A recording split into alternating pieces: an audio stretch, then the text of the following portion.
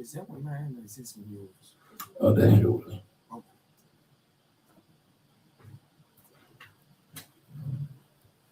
All right, brothers and sisters. And like I said, I was going to take you to finish off where I was going at was real quick before I get into the actual class. I was going to take you to Romans 15 and verse 4. And a lot of people don't understand this, but it's a thing that must be done. You have to realize this because it tells us in Romans 15 and 4. It says, for whatsoever things were written aforetime, meaning the things that were written in the Bible before our time, before this point in time in history, it tells us were written for our learning. How else can you find out anything if we don't go back and recover long lost stories, events, things that happened way back during a particular period of time before TVs and radios? Our families would get together and the elders would tell the young folks about things that happened long ago. So Paul is telling us right here, it says, for whatsoever things were written aforetime were written for our learning, that we through patience and compass of the scriptures might have hope. That's the whole thing about it.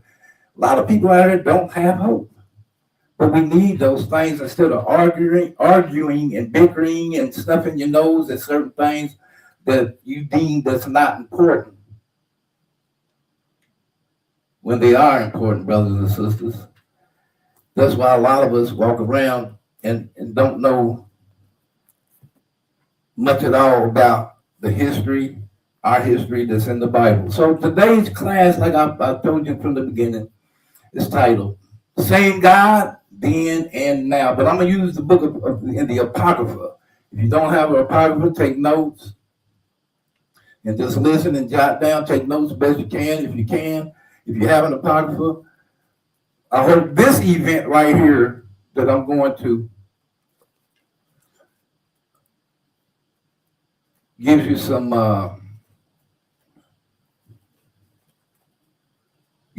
type, fills your spirit with a little information that I'm trying to bring out. I hope you can understand what I'm trying to make based on the title.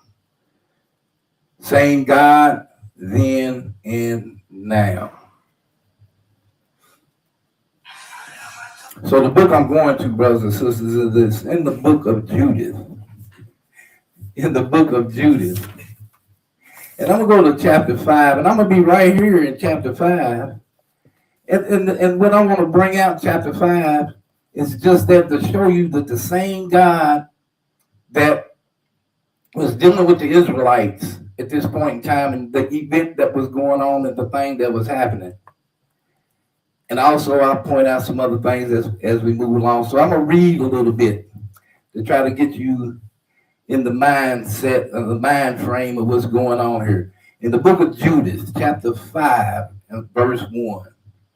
It says, then was it declared to Holofernes, who's the chief captain of the army of Assur, that the children of Israel had prepared for war and had shut up the passages of the hill country and had fortified all the tops of the hills, high hills, and had laid impediments in the campaign countries. Now, Holofernes, as it said, he was a chief captain of this army of another nation. And it was told to him. Somebody came back and told him, and I'm going to get into the reason why, because of the fact he was wanting to know who he was. We stayed away from people. He wanted to know who he was. He got angry about that thing because we wouldn't come down and call ourselves, introducing ourselves to him. But nevertheless, somebody gave him, it was declared to him who we were and what we had done. So we had fortified. When you fortify something, means you build protective shields around something. You fortified. Okay, you have enough men that you could create an army, and you post them up to protect what's within. So we fortified. It says here that we had fortified and shut up the passages around the tops of the hill countries where we was, and we laid impediments. If you think about an impediment, it's something that impedes. It impedes if somebody decides to try to trespass on your property. Whatever, you got things and obstacles that you put in their way so they can't get through, or either they'll hurt themselves trying to. So it says, wherewith he was very angry and called all the princes of Moab and the captains of Ammon. Now today, Moab and Ammon, if you read the history of them, going back into Genesis, they were the children of Lot. So they went to these people to try to find out some information.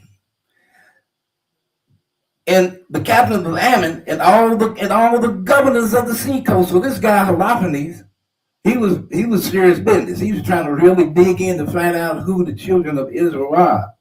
And he said unto them, tell me now, ye sons of Canaan, who this people is that dwelleth in the hill country, and what are the cities that they inhabit, and what is the multitude of their armies? See, ain't that? So when you get the people nosying around wanting to try to find out things of that nature, they don't mean no good to you. So he's asking them all these different questions because that goes into like if you have an army and you want to oppose somebody else or go against them, you try to find out all the information you can so you can try to discover any kind of weakness they got, what strengths they got. So he says, he wants to know, he says, what are the cities that they inhabit? And what is the multitude of their armies? How many people is in their armies? And wherein is their power and strength? What king is set over them or captain of their armies? And why have they determined? Now here we go. I was just speaking of this. This is what teed him off. He says, and why have they determined not to come and meet me more than all the inhabitants of the West? So these other people, we was doing the exact opposite. You had other people that was coming and introducing themselves and so forth. That we kept to ourselves. We fortified. Remember, we put impediments all around where we was at. We don't have nothing to do with that man. He the one got an attitude because we didn't come and introduce ourselves to him. So he's going off on the deep end right here. Then said Achior, he's a captain of all the sons of Ammon, another people. Okay, so we got Ammon and we got Moab. So this Holofernes, he's trying to gain all kind of information he can on both sides. He says, and so Achior, he's the captain of all the sons of Adam. He says, let my Lord now hear a word from the mouth of thy servant, and I will declare, I'm going to tell you everything you want to know. He says, I will declare unto thee the truth concerning this people, which dwelleth near thee, and inhabit the hill countries. And there shall no lie come out of the mouth of thy servant. So he's trying to convince him. Now I'm going to tell you everything you need to know. So this people are descendants of the Chaldeans. And they sojourn heretofore in Mesopotamia because they would not follow the gods of their fathers. So our people, that was going way back from the time of Abraham on down. You had to go to Genesis to read about Abraham and how God told Abraham to leave his family and so forth. So we had to get away from the old gods that our people used to worship. So he's telling them, Achior is telling Holofernes about these things about us. He says, and this people are descendants of the Chaldees, and they sojourn heretofore in Mesopotamia because they would not follow the gods of their fathers, which were in the land of Chaldea. So this man knew some history about the Israelites. Wow. That's why I went to Romans and where show you where Paul was talking about that wherefore the things that are written aforetime were written for our learning.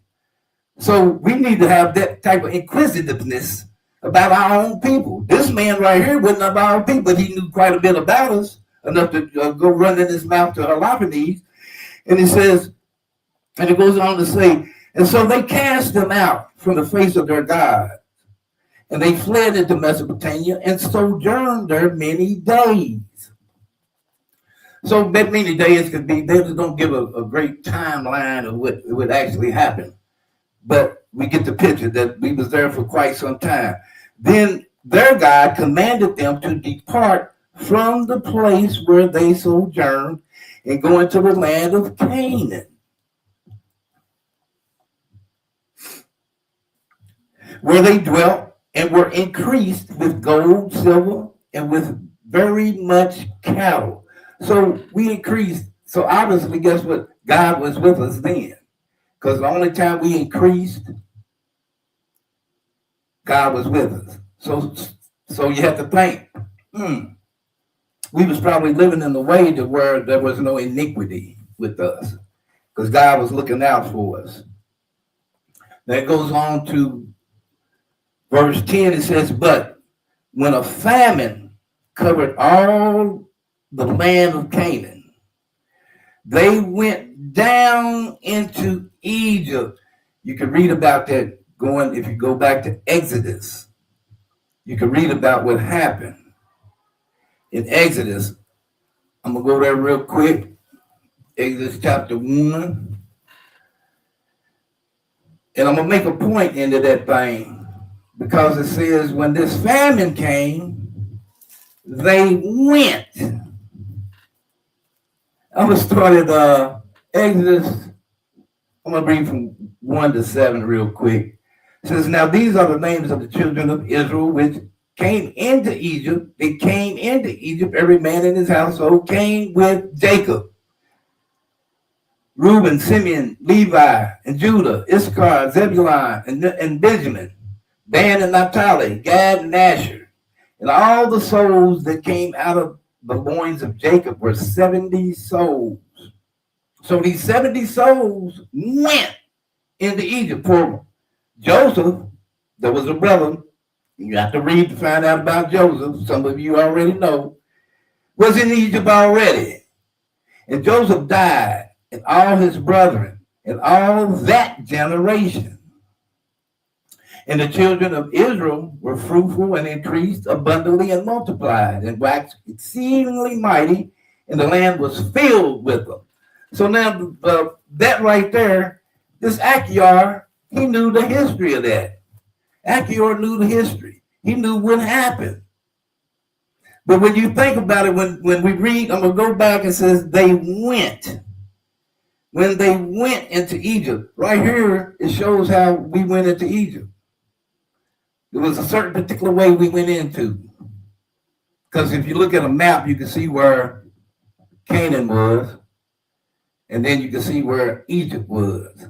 So that was the area where you walked. And I want to make a distinction about that real quick, because when you get to Deuteronomy chapter 28, verse 68, and you put the two together, it speaks of how Moses was telling us, God said, if we don't hearken to the voice of the Lord our God, he was going to send us into Egypt again with ships. Now, if our ancestors was walking to Egypt back then because of a famine, why did we need ships? I just wanted to throw that out there to make you have something to think about. Because a lot of people can't tie that together. Even get their minds to wrap that around it, because we used to walk down into Egypt. Matter of factly, let me see. Now I'm going to read verse 11. It says, therefore the king of Egypt rose up against them. Now the king of Egypt rode up against them, the Israelites. Why? because Joseph had died. So this particular king of Egypt did not know us. You had to go back again and do some reading to see the tie this together a little bit more in your mind. Because verse 11 says, therefore the king of Egypt rose up against them and dealt subtly with them. Because in Exodus chapter 1, and when we go to verse 8, it says, now there arose a new king over Egypt, which knew not Joseph. Joseph died. He was one of the brothers of the 12 tribes of Israel. When Joseph died, this new guy didn't know him. We had increased so much. The Egyptians they were afraid of us. That's what happened. So when we go, it says, now there rose up a new king over Egypt, which knew not Joseph. Because if we go back to verse 6, here it says, and Joseph died, and all his brethren, and all that generation. That's what happened when Joseph died. So in that verse 9, it says, and he said unto his people, behold, the people of the children of Israel are more and mightier than we. So they got scared of us. They said, come on, and let us deal wisely with them. Right here, when we go back to Judith, chapter 5, verse 11, it says, therefore the king of Egypt rose up against them and dealt subtly. Now it uses a little different word there, but the same thing. They dealt wisely with us here. And the Bible says they dealt subtly with us. How? What did they do? They dealt subtly with them and brought them low, laboring in brick, and made them slaves. So when we first went to Egypt, brothers and sisters, we didn't go down there being no slaves right off the bat. We sojourned there for ain't no telling how long enough to where we became a mighty people. Our multitudes that got so great that we put fear in the Egyptians. So we was there for quite some time. So because the Bible, as you know, don't give you a timeline. Judith 5, verse 12. It says, then they cried unto their God. Then they cried. Who? Then they? The Israelites. That shows you that God ain't everybody's God. Why did they say, here in verse, then they, the Israelites, cried unto their God? How come it didn't say, well, did the Israelites cry unto our God? Because the Achior, Peloponnese, Moab, Ammon, they knew that our God wasn't their God. That's why it reads the way it does. Then they cried unto their God. And he, who, our God, smote all the land of Egypt. Again, we can read that in Exodus. We know the story of what happened. Then he smote all the land of Egypt with incurable plagues, so that the Egyptians cast them out of their sight over a period of time. Because if you read it, you know how God had to deal with Pharaoh a number of times, kept hardening his heart with a little coaxing, and then they cast us on out. So you have to go back and get that understanding from that point. Now, when we go to, just real quick, I was going to go to the book of Hebrews.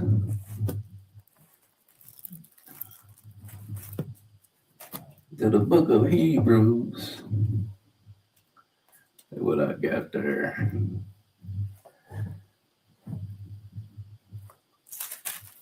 In the book of Hebrews. Now we're getting on to the point that I'm trying to, the title. Remember the title, Same God Then and Now. Because the reason why I'm bringing this to bring you up a little bit. The same way God dealt with our ancestors back then, God is willing to deal with us the same way today. But see, we don't believe that thing. We won't turn to him so he can do the same thing for us in this day, 2026, in this modern age, what we want to call it. God would do the same thing that he did for us back then. You'll see it as we progress. But right here, I wanted to bring this out in Hebrews 13:8 says, Jesus Christ, the same yesterday and today and forever. And forever. If we go to Malachi, it tells us the same thing in the book of Malachi. Because Christ was the God, our God, that was dealing with us through all of that. In the book of Malachi, chapter 3, in verse 6, it says, For I am the Lord, I change not. Therefore, you sons of Jacob are not consumed. So that same God, that's why the other nations, they kept speaking of the fact, their God, their God. They know that our God, their God ain't the same God. But we're going to see how our God works. In Judah chapter 5, verse 13.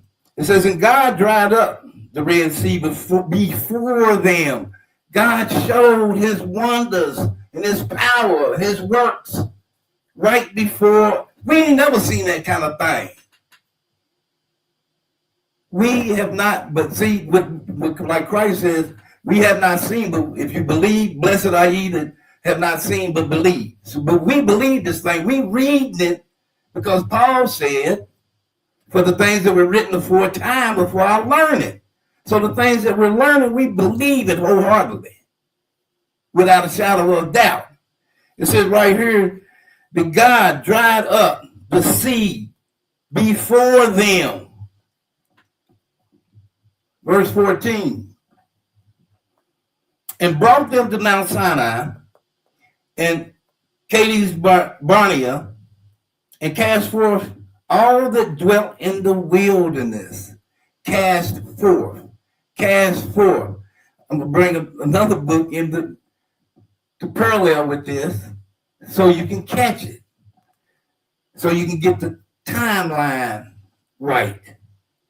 Verse 15, it says, So they dwelt in the land of the Amorites, and they destroyed by their strength all them of Esabon, and passing over Jordan, they possessed all the hill country.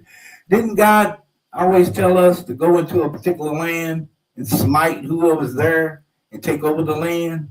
That should sound kind of familiar.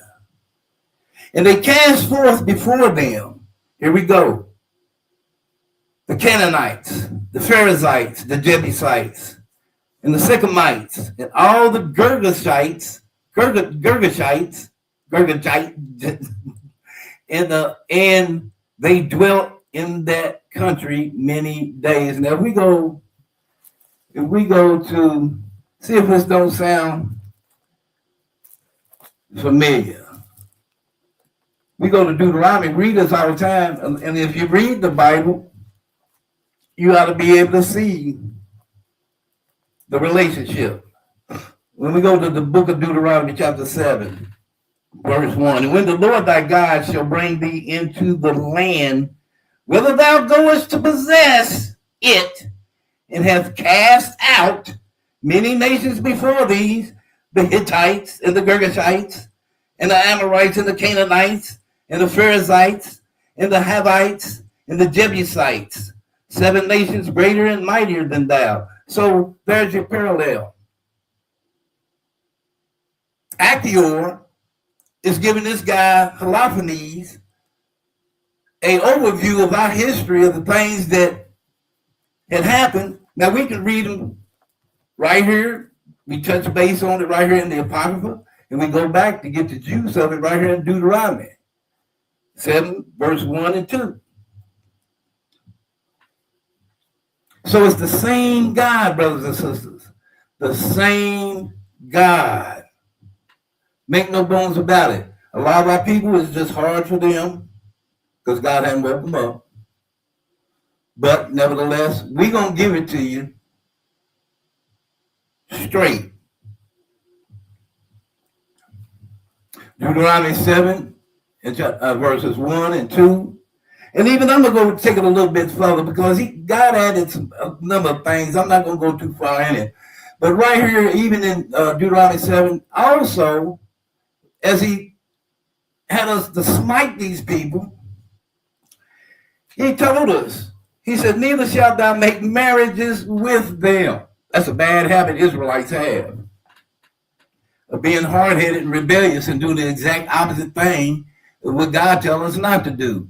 Even today's time, what do black men love to do? They love to get them women of other nations.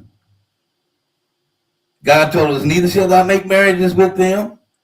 Thy daughters thou shalt not give unto his son, and nor his daughters shalt thou take unto thy son, for they will turn away thy son from following me. That's why. Because that young man that goes after that woman, that strange woman, he's going to turn away from following the true God. He's going to end up following their God. Jude 5 and verse 17.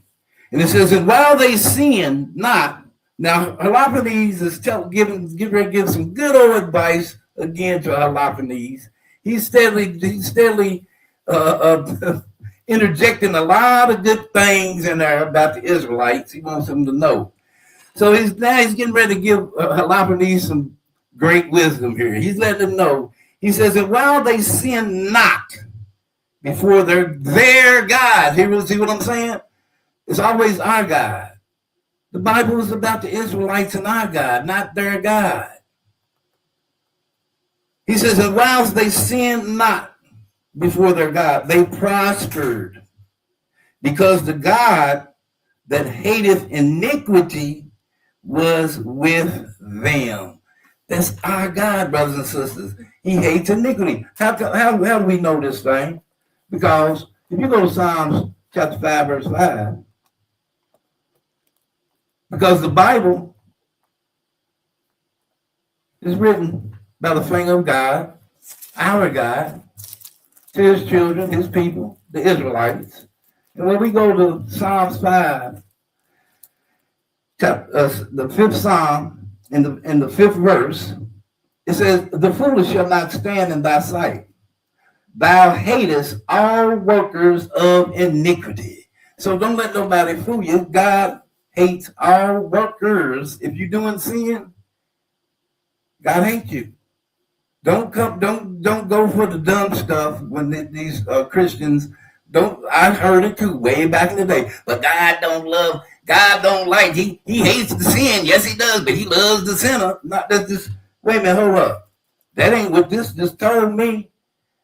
And when I was shown this, my jaw dropped too. It says, the foolish shall not stand in thy sight. Thou hatest, God hatest all workers of iniquity. So Achior, he's letting Halophanes know right here. He's like, hey man, he says, these people, if they sin not before their God, they prosper. Same God from back then is the same God today. If we did not sin before our God, we would prosper. We would prosper more than you know. That's the whole point of why God got his men of today going out and trying to reach and try to wake up our people. To get them to convert, get them to change, get them to repent, come back to God so he can prosper us. Where else did where else did God speak of us prospering if we did a certain thing? Let's go to the book of Joshua real quick. Joshua 1 and 8. It's basically saying almost the same thing. Joshua 1 and 8, it says, if this book of the law shall not depart out of thy mouth, meaning we ought to be studying this Bible day and night. And everything we talk about ought to be about the Bible. But thou shalt meditate therein day and night, that thou mayest observe to do what we are supposed to do according to all that is written therein. What's in the Bible, laws, statutes, and commandments. And it goes on to say, for then thou shalt make thy way prosperous, and then shalt thou have good success. Because if we are without iniquity, our God will fight for us, and he would bless us with whatever we needed and more. But verse 18 goes on to say, but when they departed from the way, what? When we departed from what way? Keeping God's laws. When we departed from the way which he appointed them, God appointed these laws, statutes, and commandments to us, they were destroyed in many battles, very sore, and were led captives all through the Bible. In many places, it talks about us being captives. Even right here in Deuteronomy, tells us about being captives, being scattered into, and it says, and were led captives into a land that was not theirs, and the temple of their God was cast down to the ground, and their cities were taken by the enemies. If we in the Proverbs, I'll tell you about what happened of our city when the Greeks tore it down. And you read about that in the Maccabees. Mattathias, it goes on into the Judas Maccabees when they took back our temple and things. So these things, but those brothers, guess what they did? They kept God's laws. That's how God fought for them. Very, very, very, very good books to read right there. If you like books about battles and conquests, and show how we were some bad, the Maccabees were some bad brothers. Yeah, they kept God's laws, and God fought with them and for them. But right here it goes on to say, right here it is telling us, Holofernes, he knew. Verse 19.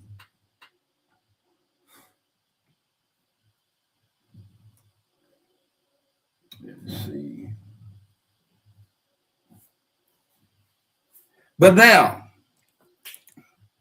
they returned to their God. So, over a period of time, we returned. So, while we was up in that hillside, time it went by, we got our stuff together. Achior is telling Holofernes, he said, but now they are returned to their God, and are come up from the places where they were scattered, and have possessed Jerusalem, where we possess Jerusalem again, where their sanctuary is, and are seated in the hill country, for it was desolate. It was desolate. Verse 20. It says, for now, therefore, my Lord, now, this is the good part. Achior is really letting Holofernes know something here.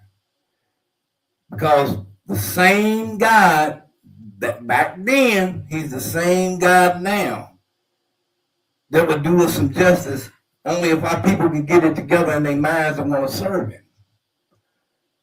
So Achior is letting Holofernes know right here. He said, now therefore, my Lord and Governor, if there be any error in this people, the way it is now, full of sin, and they sin against their God, let us consider that this shall be their ruin. That's what our ruin is today. That's why what? We still in captivity here in America and everywhere else, that we've been scattered. Our ruin is because of sin, because of iniquity. That's why we under the curses in Deuteronomy 28, from Deuteronomy 28:15 all the way through 68. That's our ruin, the curses. So this guy right here, he's knowing these things. He's telling, but he's giving Holofernes a word of warning. He said, now, if these people are in error, they sin, they're full of iniquity, he says, and they sin against their God, let us consider that this shall be the ruin. He says, and let us go up, and we shall overcome them. See, we already been overcome. That's the point he was trying to make in this class right here, showing that the same God back then is the same God now. Just take a look. God told us in Deuteronomy, and said these curses have been put upon us for a sign and a wonder. It ought to be letting us know something. It ought to ring a bell. Ought to. I'm saying ought to.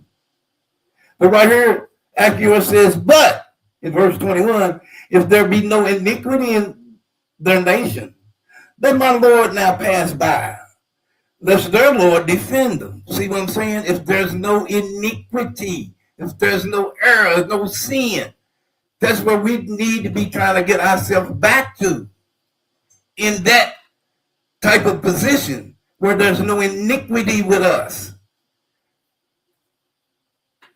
He's telling, he says, let my Lord now pass by, lest their Lord defend them. If our God, if we came back to our God, he defended us, just think of the great things that could happen for us.